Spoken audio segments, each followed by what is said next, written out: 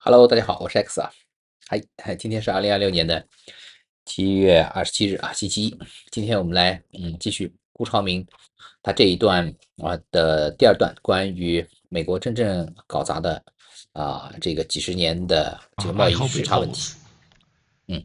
贸易逆差。 Then the next question is, how did we end up with someone like Trump? Who is reckless, crazy in so many different ways. He has legal problems, other problems everywhere. How did someone like that got elected, not just once, but twice in the United States? And even now, he's enjoying quite a bit of power among certain parts of the US population. And here, I would say that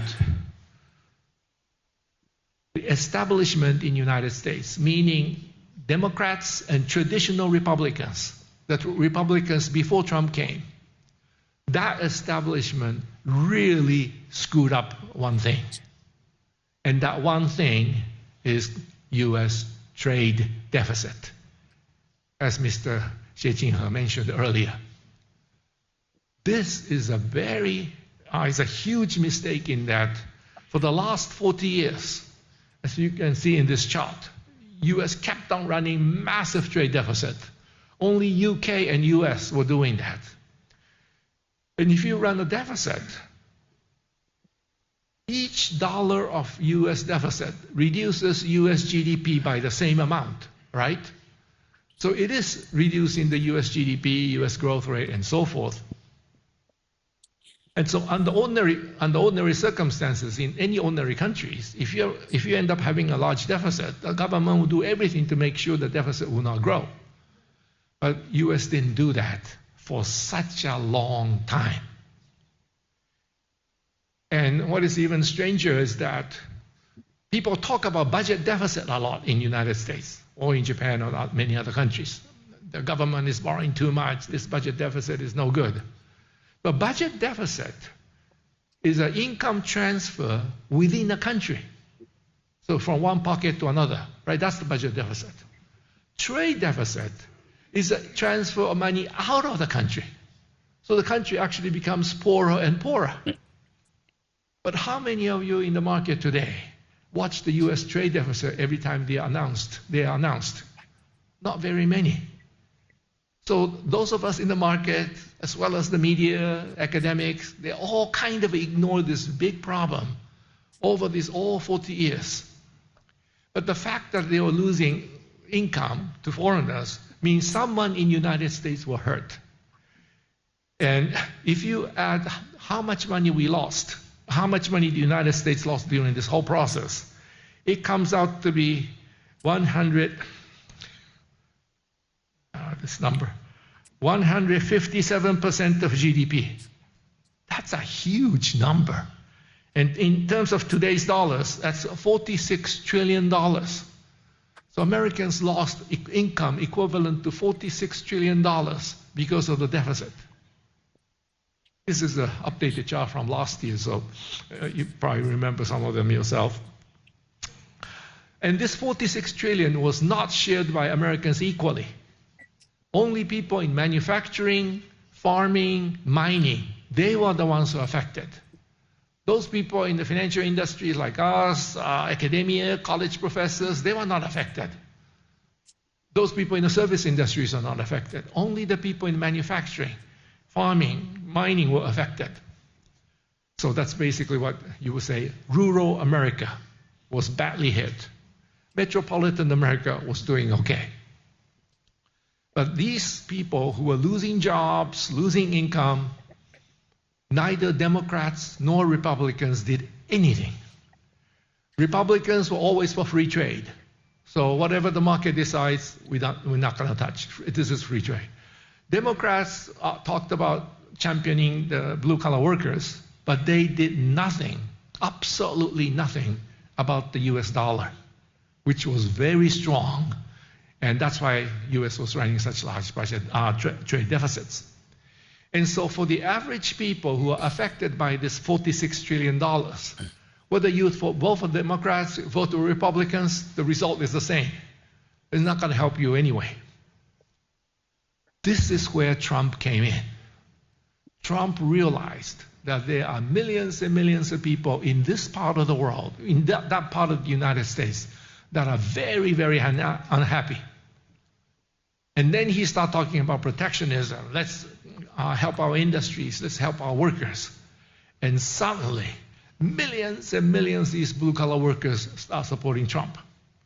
You know, when Trump, this is 2015, when he started talking about entering presidential race, you know, all of us basically laughed at him. So what is this crazy guy who doesn't know anything about government, who knows anything about national security, nothing about the diplomacy? How can he run for the president of the United States? But once he started talking about this protectionism, everyone, all these people start supporting Trump. That was a big surprise for Democrats, shock for the Republicans. It's a shock for both Democrats and Republicans. Republicans were always for free trade. So someone from your own party suddenly talking about protectionism is a no-no, unthinkable. But so many millions of workers start supporting the, Republicans because of Trump. So it's a kind of a pleasant surprise. For Democrats, they thought those are your own supporters, but they're all running toward the Republican side because of Trump. So remember Hillary Clinton make a huge U-turn last minute, drop the TPP, Trans-Pacific Partnerships, and start moving toward protectionism, but it was already too late. Trump got elected. That should have been a huge warning to all of us. But apparently, not too many people in the establishment heeded those warnings, in that we don't do anything about this problem, we will actually lose free trade. And the way it happened was the reason U.S. got into this mess is because of the dollar. This is what happened to the U.S. dollar in real effective terms. And when you look at this thing,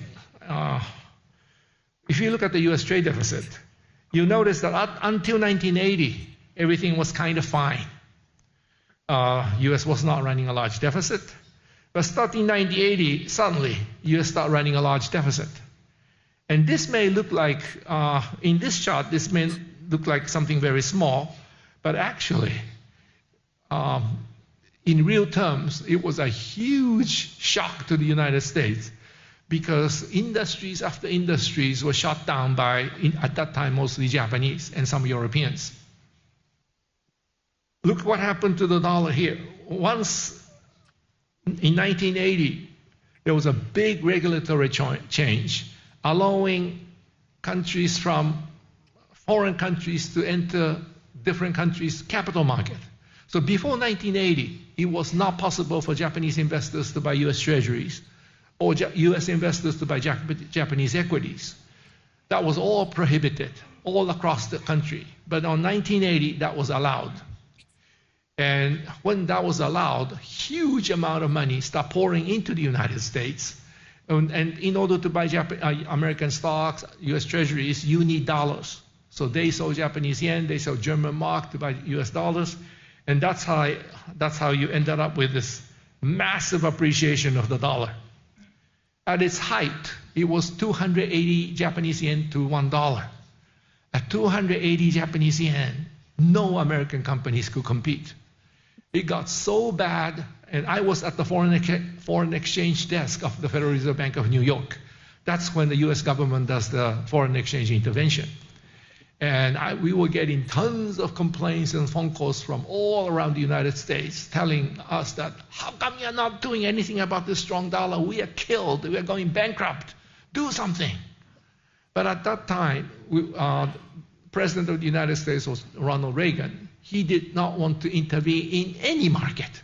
He was a free trader in the true sense of the word. So he said, whatever the market decides, we respect it. So even though those of us at the New York Fed kept calling the Treasury Department, foreign exchange intervention in the United States is not decided by the Federal Reserve. It's actually decided by the Treasury. We do the work, but they make the decision.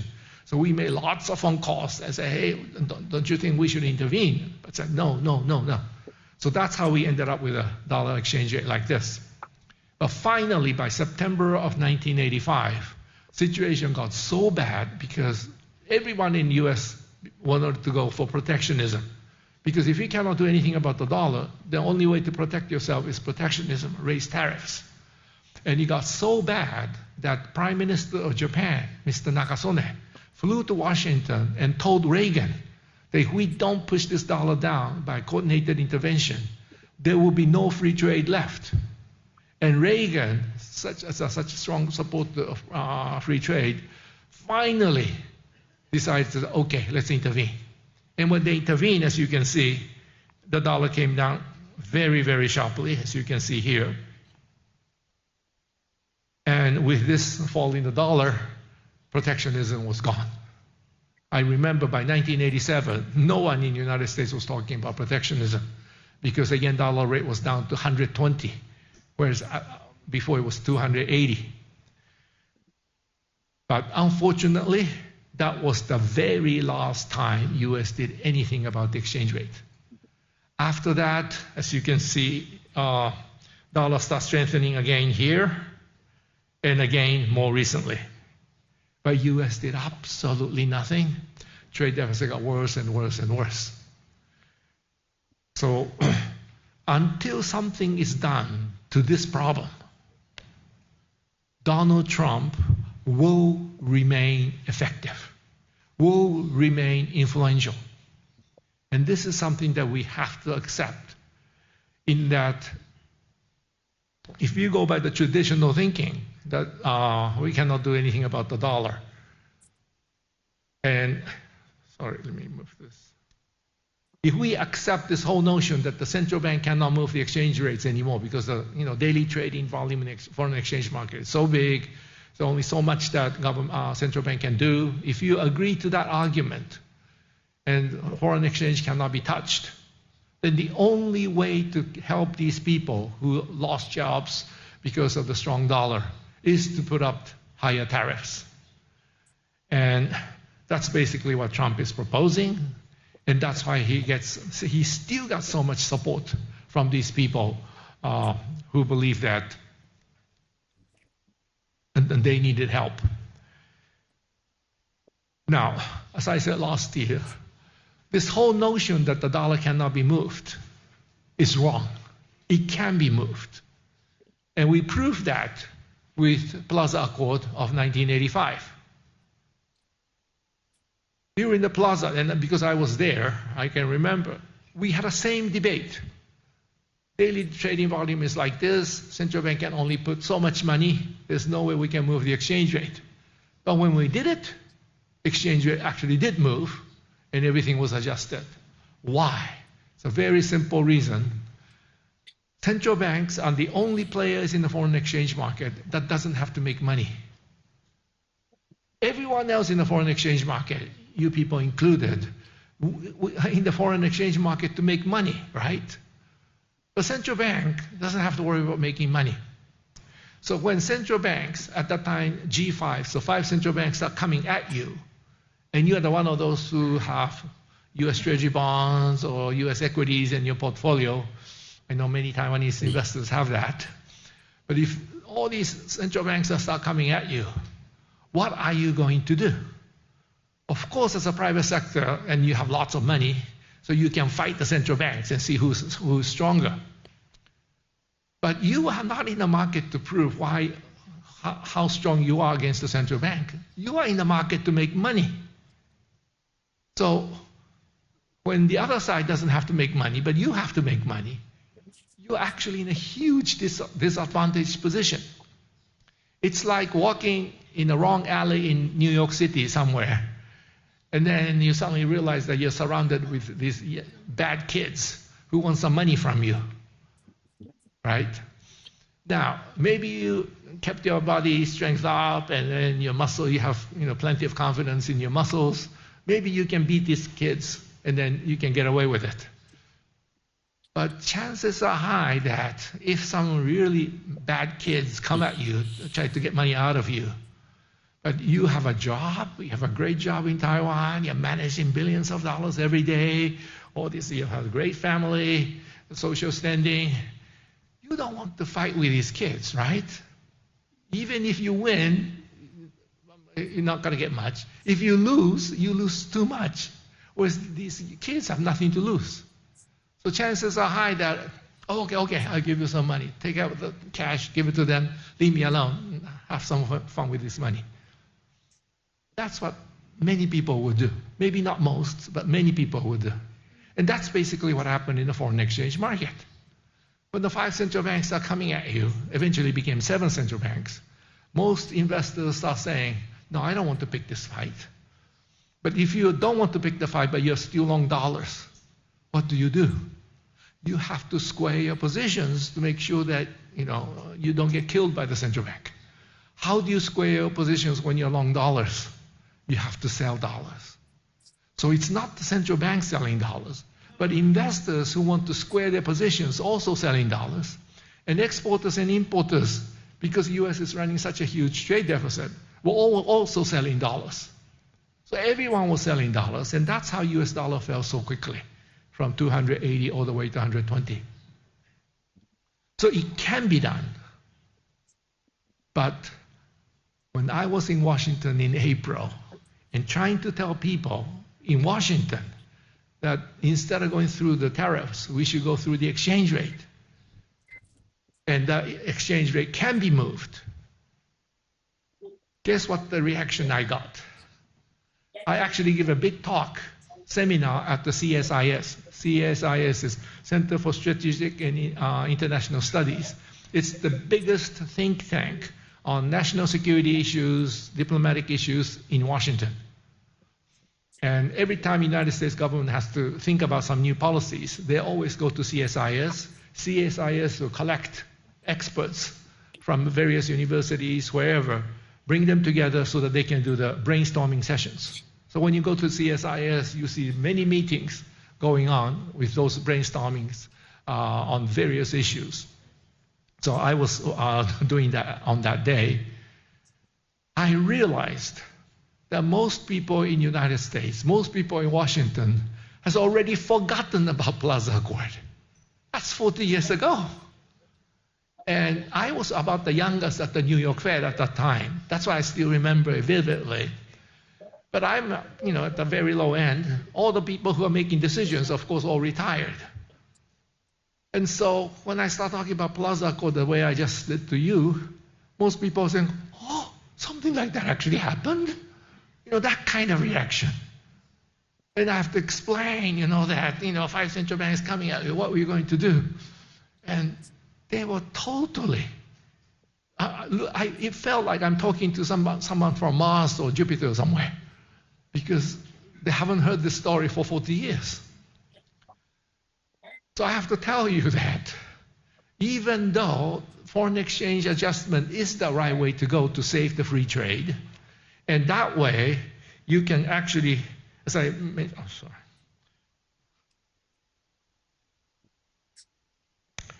if you are successful with tariffs, and if because of tariffs all the industries return to the United States, but those industries are not going to be internationally competitive, right? They're protected. That's why they're back in the US.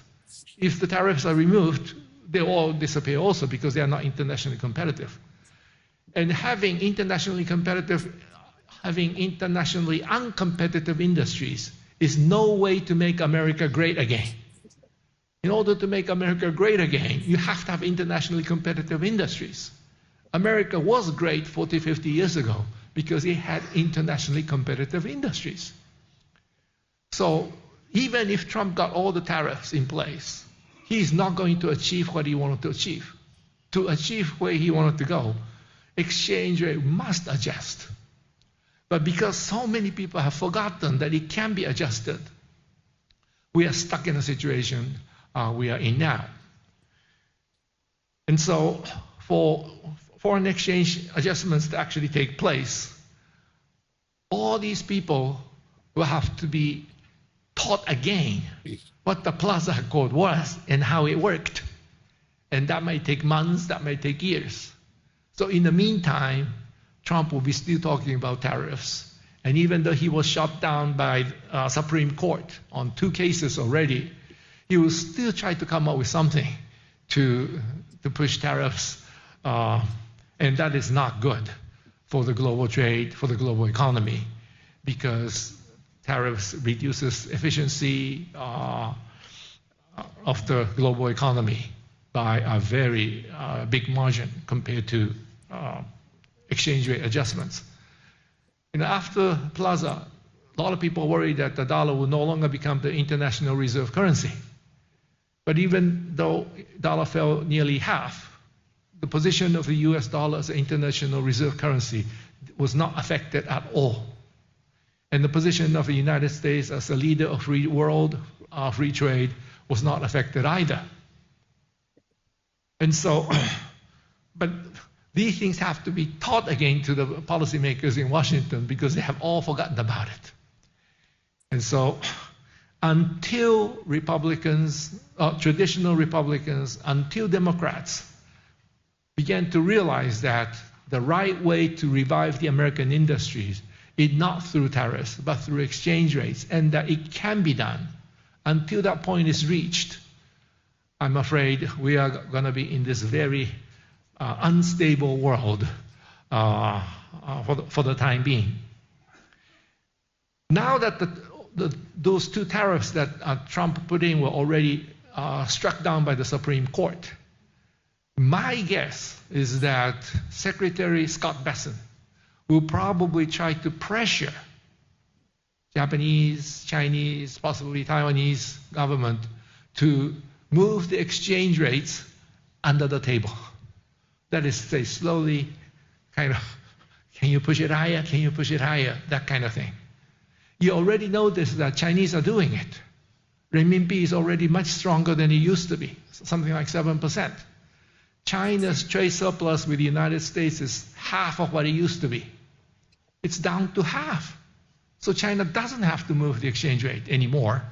Well, at least they can make that argument. But they still ended up pushing the renminbi higher.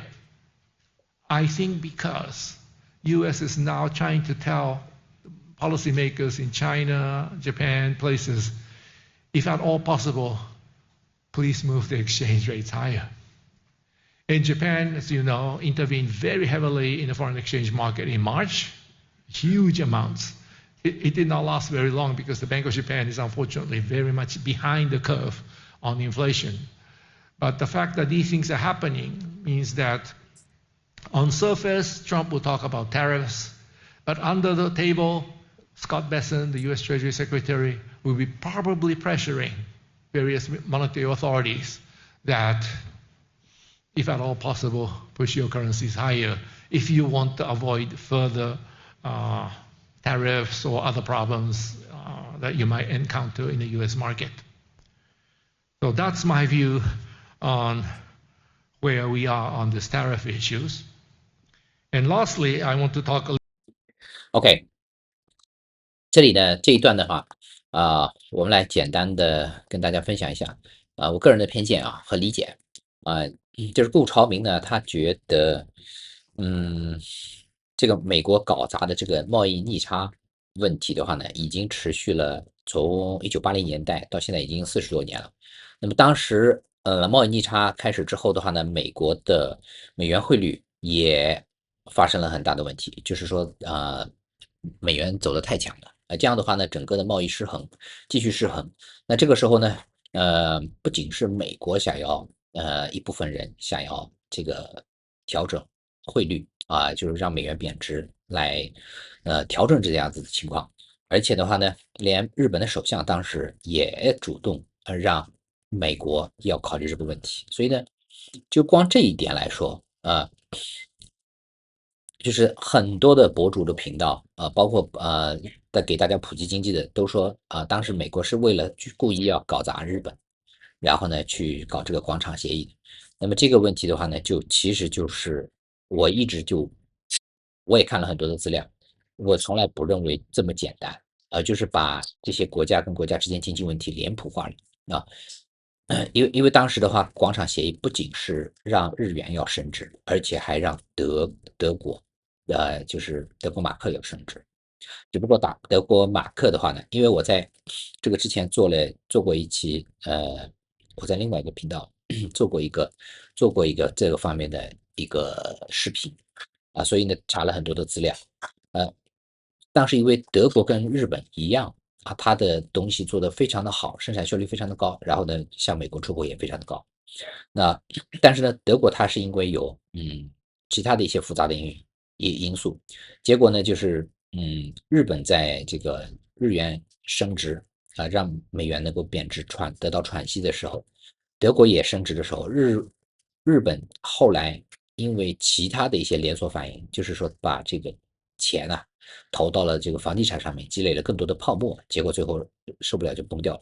而德国呢，当时因为还有其他复杂的原因，我在这里就说简单一点，就是说它有好几个复杂的原因，结果呢，德国躲过了这一个，它没有遭到这么大的一个打击。OK，那在这里的话呢，我们要看到就是第二部分他提到的这个事情要怎么解决呢？他就是认为，呃，现在要解决这个贸易逆差的这个问题，是川普是只能动关税这个问题，因为央行一般后来的大家都觉得汇率不要这个干预，不要做汇率操纵国，但是事实上呢，这件事情是在一定的时候是可以调整的，而央行不愿意出手啊，尤其你像美联储的话，他也不愿意去动这个事儿，所以。以至于美国的话呢，它现在要想扭转贸易逆差，它只能是动关税啊，来保护它的本国的这个企业的制造业，而最终想要解决这个问题的话，依然要靠汇率问题这是顾长明的观点。而现在呢，这个汇率的问题的话呢，已经很多人忘记了当时的那件事情啊。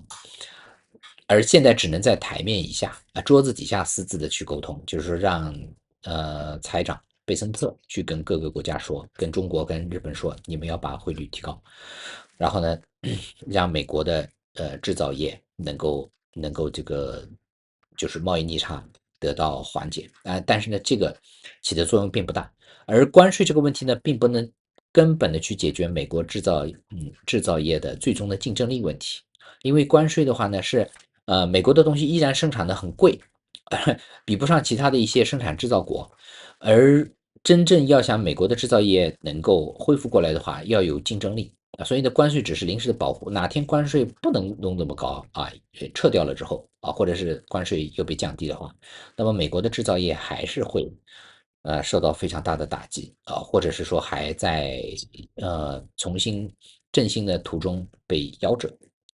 所以这个呢，就是顾长明所强调的一个观点，他认为美国还是要在这一次我们看到之前的这个表格这么大的一个美国的这个贸易逆差不断的在这么扩大而这个美国的现在美元走强这么多的情况下，最终还是应该要考虑调整汇率这个问题。那么这个事情呢，就等于是现在是悬着的一把剑可能美国很多的智库的人可能意识到这些问题或者是说更多的人逐渐意识到这个问题，但是呢，这个事情还没有放到台面上来谈，还没有像当年解决就广场协议这样子去放到台面上去谈。那么未来的话呢，有可能这件事情有可能还会发生因为关税现在的话进展的也不顺利，因为川普说要征这么多的关税来保护美国的这个制造业的话，最高法院对这件事情很多地方是否决的嘛所以现在这个情况依然很复杂并不是说川普摇了一杆大旗，当然他这杆大旗从他第一任的时候就已经得到了很多支持包括当时共和党是大跌眼镜本来共和党都是支持自由贸易的，而让民主党的话也大跌眼镜，民主党觉得对方跳出来一个支持他们，这个跳出来一个共和党跳出一个大反派然后呢，但是后来发现不对劲觉得大家都在支持川普，所以呢，川普摇了一杆很有用的大旗，但是这个川普用的这个关税的这个政策也是顾长明认为这个是次选方案首选方案他认为应该还是要调整汇率，那么这个就需要央行来干预而且呢各个国家来达成达成一致的这个措施。那这个事情后面我们还是要去观察。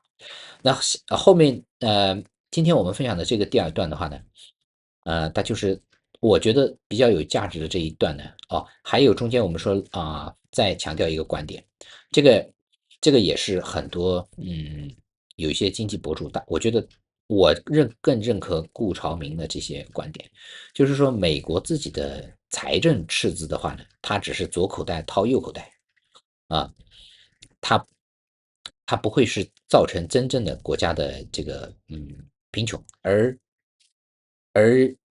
贸易赤字的话呢，是真正的钱流到国外去这个其实就是说生产国比如说是中国生产国什么，虽然说是薄利多销，卖了很多东西出去，那就是中国是贸易顺差，其实是赚了很多其他国家的钱啊，所以中国在2000年加入世贸组织以后突然就是在这个20年里边，突然经济恢复的特别快当然前面还有20年是改革开放，就是说在加入贸易协定之后，用中国的这个廉价的优势赚的非常非常的多的钱，因为它是真金白银全是往国内的赚回来虽然是薄利多销，所以呢这个是赚钱，而美国的话呢不断的贸易逆差，就是说财产是往外流，所以呢这个真的是钱会资产会流出去，包括制造能力也会外流，所以呢他觉得这个是美国的贸易赤字这个问题一直很长时间没有得到重视，是造成美国现在比较就是说积累的比较严重的问题的一个根本原因，所以呢嗯所以真正说重商主义在哪个国家呢？按照这顾超敏的观点或者是说按照我们从长远来看的话，其实是中国这一侧是重商主义的，因为不停的在出口，然后的话呢，这个进口是不平衡的所以呢，其实是赚了很多的钱的在这个嗯，而美国呢其实吃亏的，而前一段时间美国的很多的学者，包括这个包括包括有很多的这个大咖说这个美国用关税，它是一种回到重商主义的呃这种说法，我觉得其实是非常不对的因为你如果说美国跟其他国家是没有这么大的贸易逆差，是平衡的，然后呢，你再用关税去做保护主义保护美国自己的这个生产制造和出口，那你可以说是重商主义的。但是美国现在是大大的贸易赤字，所以在这种情况下，美国的这个用关税来做保护的话呢，它其实是一个没办法的一个不得已为之的一个措施，不能说美国是重商主义的所以对很多的这个左派的经济学家我觉得还是要或者是看短期的这个经济学家，我们也要有自己的分析能力吧然后呢，这一段的话呢，也是为后面的顾超明讲的第三段，我觉得是打了一个就是一个铺垫因为我觉得第三段的话是更加有跟大家平常听到的不同的理解回头我们在下一次就是另外做一个视频我们再接着来分享一下，因为第三段的话，他提到的这些美国目前国内的这些流动性问题这些接下来怎么解决这个呃还有利率的这个问题，还有沃实可能会采取什么行动，我觉得对接下来的这一段的发展，尤其是跟现在 AI 的这个新的形式有非常大的关系。我觉得这个之间有很多的逻辑关系。当然，我们现在还不知道最终解决方式是什么，但是呢，我觉得这几段顾超明的这个嗯观点让我们呢就是有一个非常深刻的一个认识能够在未来的看一些美联储还有美国的通胀问题，呃，有一个比较好的一个基础去看待这些问题不至于就是说被表面的一些论据呃左右。OK，好，今天我们就跟大家分享到这里就是我觉得我们等看到第三弹的时候我们就会明白。好，我们下次再见。好，谢谢大家，拜拜。